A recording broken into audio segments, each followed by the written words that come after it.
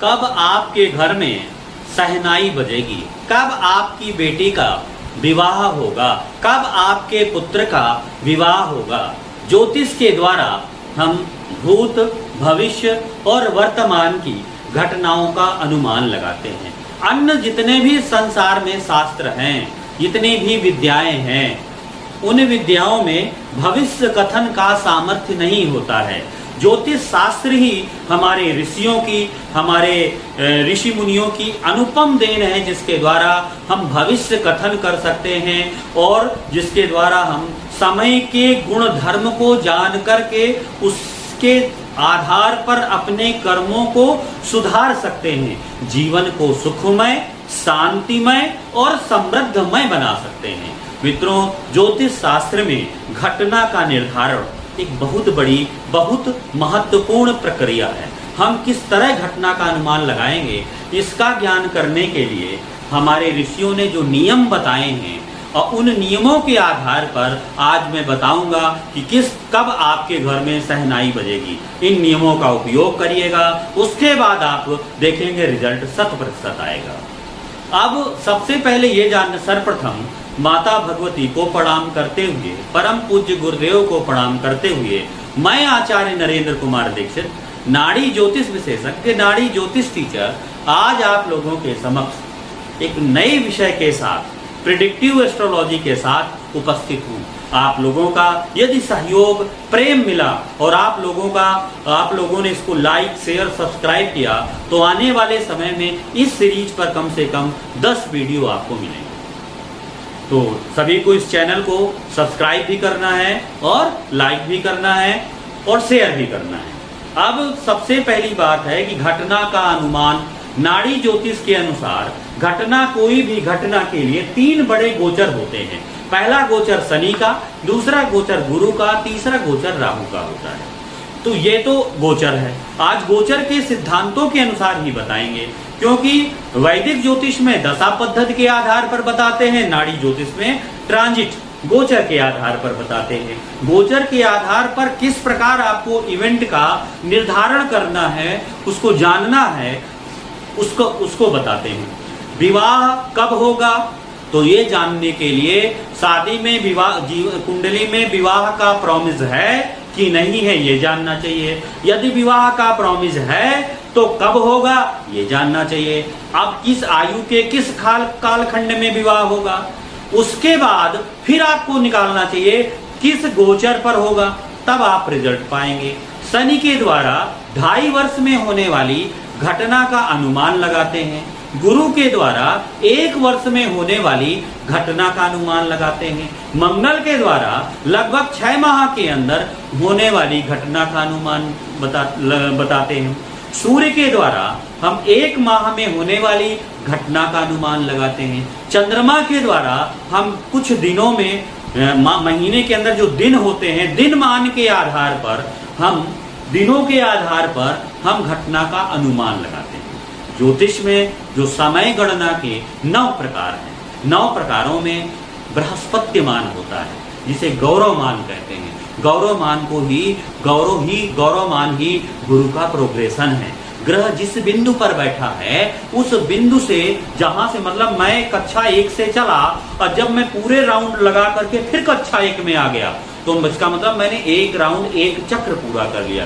गुरु किसी की, मान लीजिए कन्या राशि में बैठा है, तो जब जन्म के समय कन्या से आकर के दोबारा वो जब कन्या पर आएगा, इसका मतलब उसने अपना 1 चक्र पूरा कर लिया, उसने अपना 1 भगण पूरा कर लिया। ये ग्रहों का भगण है, भगण साधन और अहरगण साधन। अहरगणों में दिनों का साधन होता है, और भगण में ग्रहों का राउंड होता है। ग्रहों का जो राउंड होता है वो भगण होता है।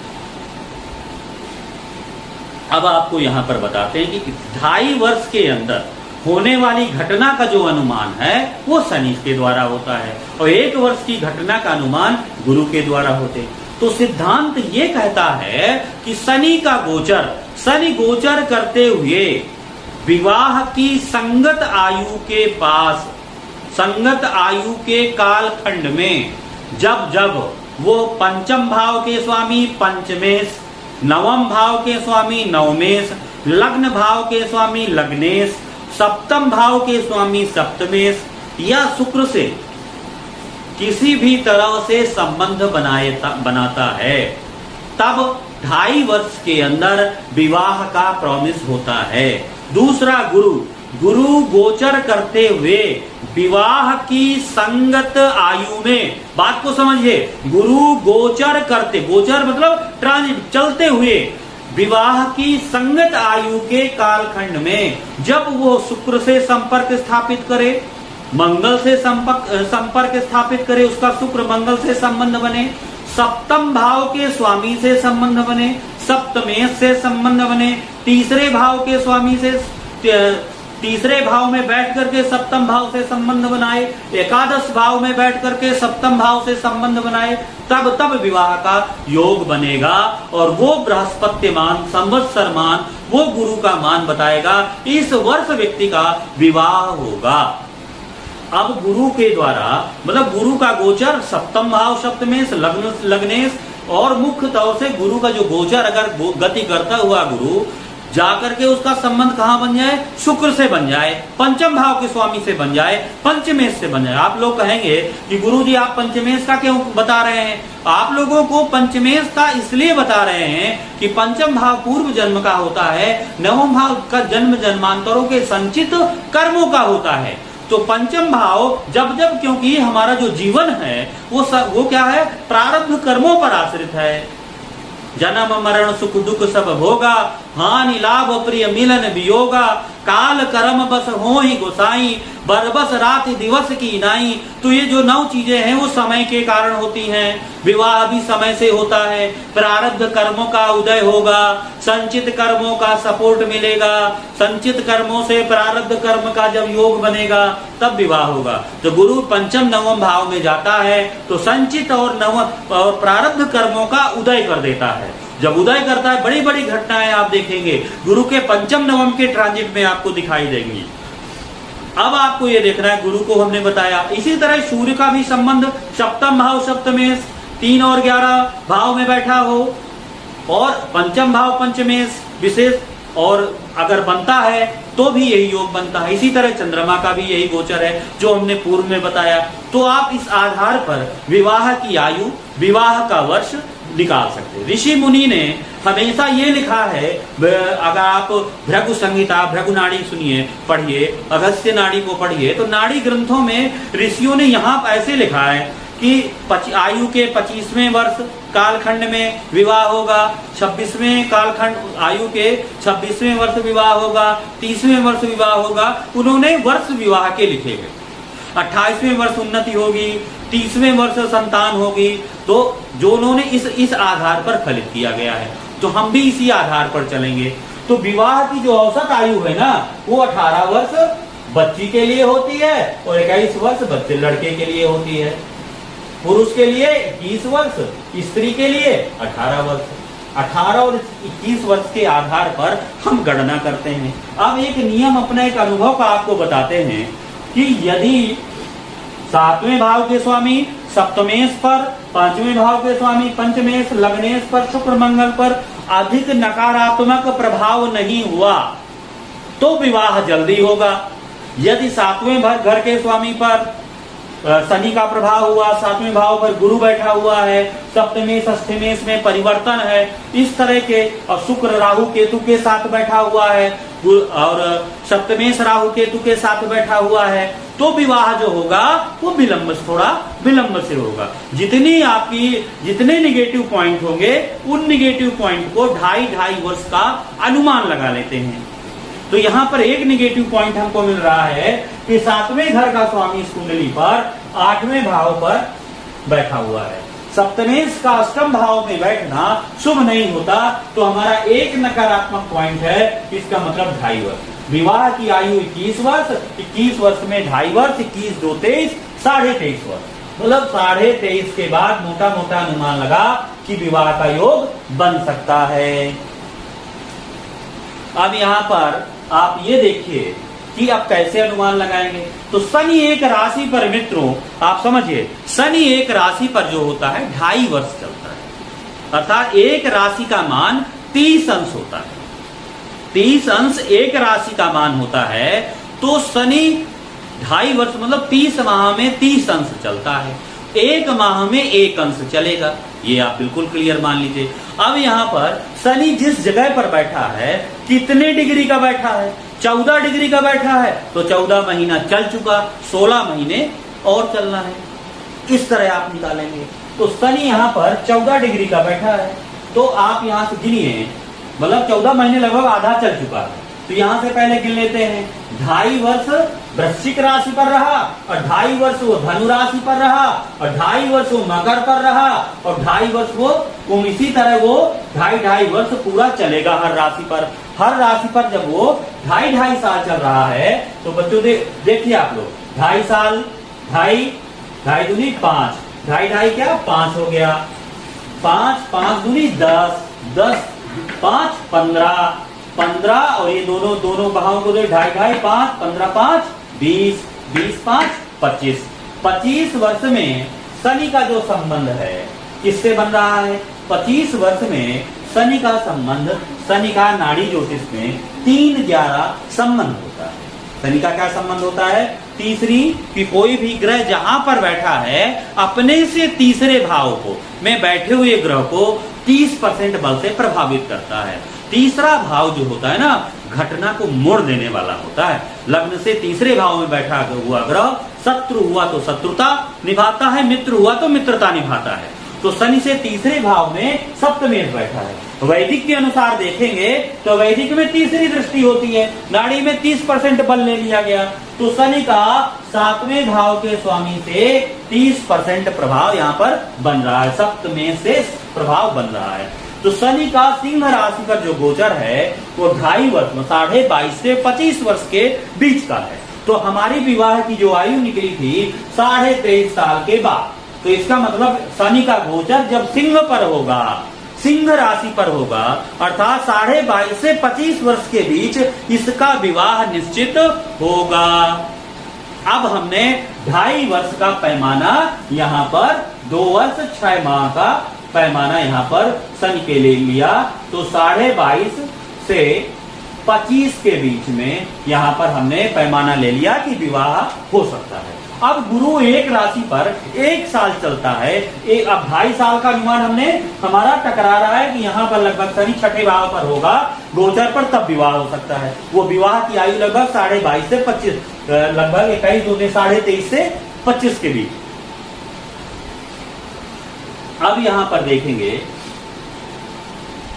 अब 22.5 इसलिए कह रहे हैं कि 14 महीना शनि चल चुका है, तो 1 साल और घटा देंगे ना, इसलिए हम यहाँ पर 22.5 से 25 ले रहे हैं। अब यहाँ पर देखिए कि गुरु को गिनिए, गुरु 1 2 3 4 5 6 7 8 9 10 11 12 13 14 15 16 17 18 19 20 21 22 23 24 25 वर्ष में जो गुरु है, जो गुरु का गोचर है, लगभग 25 वर्ष में जो आपका गुरु का ट्रांजिट है वो कर्क राशि पर होगा। अब हमने नियम बताया था, गुरु का ट्रांजिट, गुरु का गोचर पंचम भाव पर या पंचम भाव के स्वामी पर संबंध बना देगा, नवम भाव के स्वामी से संबंध बनाएगा, तो भी विवाह के योग बनते हैं। एक नया नियम, नई थ्योरी है, लगभग 4000 कुंडली पर लगाने के बाद हम मित्रों इस निष्कर्ष पर पहुंचे हैं। तो आप यहाँ पर देखिए, गुरु का जो गोचर है, गुरु के गोचर का जो सिद्धांत आ रहा है यहाँ पर, तो गुरु के गोचर को समझ लीजिए कि गुरु 25 वर्ष में इनका यहीं पर आ जाता है। ठीक है, अब आपको सूर्य पर देख लेते हैं। अब हमको ये मिल गया कि लगभग 25 वर्ष में इनके विवाह का योग बनेगा। अब महीना देखने के लिए सूर्य से देखते हैं। महीना कैसे निकालेंगे कि चतुर्मासा में विवाह नहीं होता। विवाह क्या होता है? नवरात्रि में नहीं होते, तो विवाह करके अक्टूबर नवंबर के माह से शुरू होते हैं। विवाह योग हमारे कालखंड में, पंचांग में विवाह के मुहूर्त होते हैं। तो विवाह का माह निकालने के लिए संगत मुहूर्तों का भी ज्ञान होना चाहिए आपको। उनका कब किन किन महीनों में विवाह शुभ होता है उनका भी ज्ञान आपको होना चाहिए, तभी घटना वहां पर प्रिडिक्ट होगी। तो सूर्य को चलाइए, सूर्य मकर राशि पर जब सूर्य का मकर राशि पर जब गोचर होता है तो कब होता है? कि सूर्य 15 जनवरी 14 जनवरी को मकर राशि पर आ जाते हैं। तो अब यहाँ पर जन्म के समय सूर्य का था 1 अक्टूबर को, सूर्य अक्टूबर के माह में यहाँ था, तो कन्या राशि में, तो जन्म के और मकर राशि में सूर्य जनवरी में आ जाते हैं। तो जनवरी फरवरी मार्च अप्रैल, जनवरी फरवरी, फरवरी मार्च, मार्च अप्रैल, अप्रैल मई, मई जून, मई जून में तो अब गुरु सूर्य का संबंध कहां कहां पर होगा? सूर्य का संबंध आपका हो जाए एकादश भाव पर, यहां पर सूर्य का संबंध यहां पर हो जाए। अब आपके सूर्य का संबंध यहां पर हो जाए, आपको ये समझना है, सूर्य का संबंध यहाँ एकादश भाव पर हो जाए, सूर्य का तीसरे भाव पर हो जाए, एकादश भाव पर हो जाए, सप्तम भाव पर आ जाए, तब विवाह का प्रॉमिस बनेगा। जिन महीनों से वो सप्तम भाव सप्तमेश से कनेक्ट हो रहा हो, जिन महीनों में वो 7वें भाव के स्वामी से कनेक्ट हो रहा हो, जिन महीनों में विवाह, जिन महीनों में वो सप्तम भाव सप्तमेश 3 भाव में बैठ करके सप्तम भाव को प्रभावित करे, एकादश भाव में बैठ करके भी वो 7वें भाव को देखे, तभी विवाह का योग बनेगा। अर्थात सूर्य का संबंध कहीं ना कहीं सप्तम भाव से रिलेशन में आना चाहिए। तो सूर्य जब मकर में आएगा 15 जनवरी में तो विवाह हो सकता है, तो 15 जनवरी के बाद 15 फरवरी के बीच भी विवाह का योग बनेगा। विवाह उस समय यदि सूर्य अन्य गोचर के ग्रहों से पीड़ित हुआ तो विवाह का योग खंडित हो जाएगा। फिर जनवरी 15 जनवरी से 15 फरवरी, फरवरी मार्च, मार्च अप्रैल, अप्रैल में भी बनेगा। अप्रैल में यदि नहीं बना तो फिर द्वितीय भाव पर नहीं बनेगा, फिर ये मई जून पर बनेगा। तो मई जून पर यहाँ पर सूर्य का प्रभाव देखिए, फिर यहाँ पर क्योंकि नाड़ी ज्योतिष में सभी ग्रहों की पंचम नवम दृष्टि होती है, तो सूर्य का संबंध यहाँ भी बनेगा। जहां पर सूर्य से का सप्तम भाव से बिना शत्रु देखे, शत्रु रहित स्थिति बन रही हो, अर्थात सूर्य से सबसे नजदीकी और नजदीक संबंध सूर्य का सप्तम भाव सप्तमेश से बिना किसी अशुभ भाव के एक विशुद्ध संबंध बन रहा हो, मतलब बिल्कुल कनेक्टेड संबंध, बलवान संबंध बन रहा हो और एक मुदित अवस्था का संबंध बन रहा हो, तब वो घटना जल्दी प्रॉमिस करती है। तो यहाँ पर देखते हैं कि लगभग सूर्य का इस वहां पर यहाँ पर सप्तम भाव के आसपास यहाँ पर बैठ करके ज्यादा स्ट्रॉन्ग संबंध बनेगा। यहाँ पर सूर्य का संबंध, यहाँ पर देखिए सूर्य का संबंध शनि से भी हो रहा है तो भी गड़बड़ हो रहा है, शनि इधर भी आ रहा है तो भी गड़बड़ हो रहा है। तो यहाँ पर थोड़ा सा शनि की स्थिति ठीक हो रही है, सूर्य की स्थिति, इसलिए लगभग मई के माह में इसका 22 से 25 वर्ष के बीच में लगभग मई के महीने में इसका विवाह हो सकता है। इसी तरह जो चंद्रमा का गोचर है, चंद्रमा का गोचर 7th हाउस में चल जाए, चंद्रमा का गोचर एकादश भाव में आ जाए, चंद्रमा का गोचर तीसरे भाव में आ जाए, चंद्रमा का गोचर 7वें भाव पर आ जाए, तो तब भी विवाह का योग बनेगा।